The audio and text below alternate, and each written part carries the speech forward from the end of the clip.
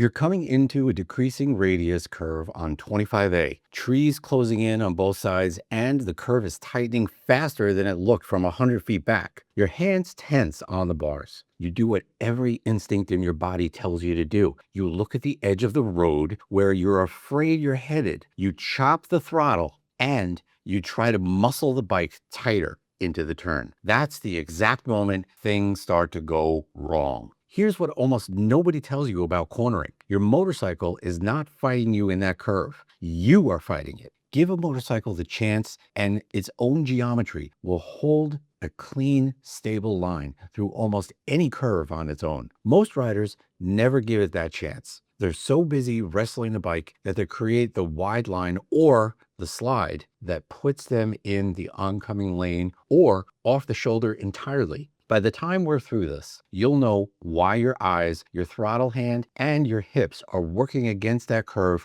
right now instead of with it, and why that one habit is behind some of the worst single vehicle wrecks on curves just like this one. Let's start with your eyes, because everything else follows from where you're looking. Target fixation is real, and it's brutal in a corner. If you're staring at the guardrail, the gravel, the shoulder, or oncoming lanes because that's what scares you, your hands will steer you towards exactly what you're looking at. It sounds almost too simple to be true, but it's one of the most consistent things I've seen in how these crashes actually happen. The fix is to force your eyes through the corner all the way to the exit before your body gets there. Your head and shoulders should already be turned towards where you want to end up, not where you currently are. The bike genuinely follows your eyes more than it follows your hands. Entry speed is the next piece, and this is where a lot of riders set themselves up for fail before they even reach the apex. The mistake is carrying too much speed into the curve and then trying to fix it once you're already leaned over, which usually means grabbing the front brake mid-corner.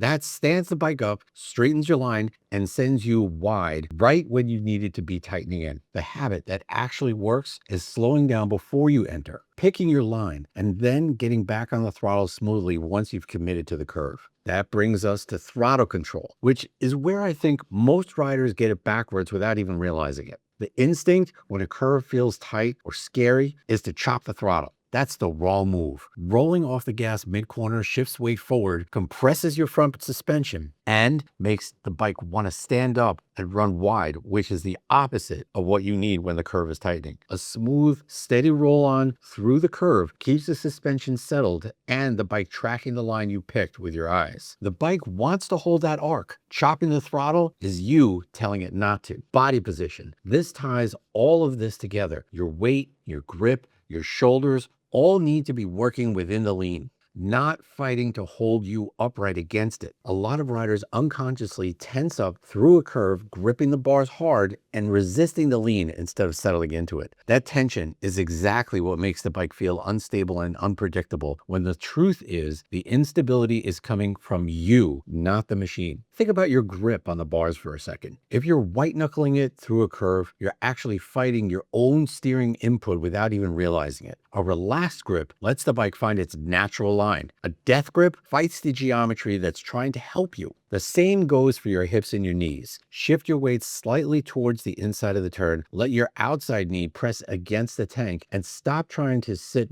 bolt upright like the curve isn't even happening. Your body needs to become part of the lean, not a rigid post resisting it. Countersteering is the piece that ties eyes, throttle, and body position all together, and most riders do it without ever being taught the mechanics of it. A gentle press forward on the inside grip is what actually initiates the lean, not pulling on the bars like a bicycle. Once you understand that the bike leans because you pressed it into the lean, not because you willed it there, the whole curve stops feeling like a fight and starts feeling like a conversation between you and the machine. I want to hear from you on this one. What's the corner on your regular route that still gets your heart rate up every single time you ride it? Drop it in the comments. I read everyone, and I guarantee some of you are describing the same 3 or 4 curves on Long Island. Here's where it gets tricky from a different angle though, and it's worth knowing. Not every bad curve is a rider mistake. Some curves are genuinely built wrong or maintained badly, and that changes who's responsible when something goes sideways. A decreasing radius curve with no advance warning sign, a curve with inadequate banking for the posted speed, or a curve where the pavement drops off or crumbles at the edge, those are road design and maintenance failures, not rider error. If the municipality knew about the problem curve and didn't fix the sightlines, the signage, or the surface, that's a real legal question, not just bad luck. Most riders assume a bad curve is just something you deal with. That's not always true. From the EMT side of things, corner crashes are some of the worst I've encountered at a scene. A straight line, low side usually means you slide. Curve crash at speed usually means you leave the road entirely, hit something fixed, or you go into oncoming traffic, and the injuries reflect that difference every time. I've handled a lot of these curve-related cases over the years, and one thing comes up constantly. Riders who did everything right on the bike still got hurt because of a curve that was poorly designed or poorly maintained, and insurance companies love to argue it was rider error when the road itself was the actual problem.